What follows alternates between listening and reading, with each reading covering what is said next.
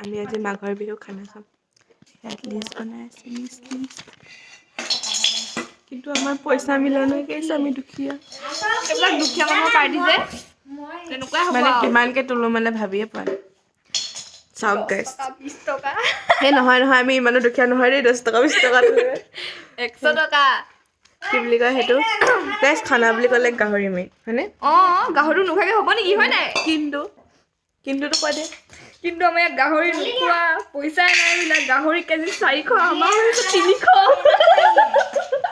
গাহৰি কেজি 400 আমাৰ উঠিছে 300 কি কৰোঁ গাইছ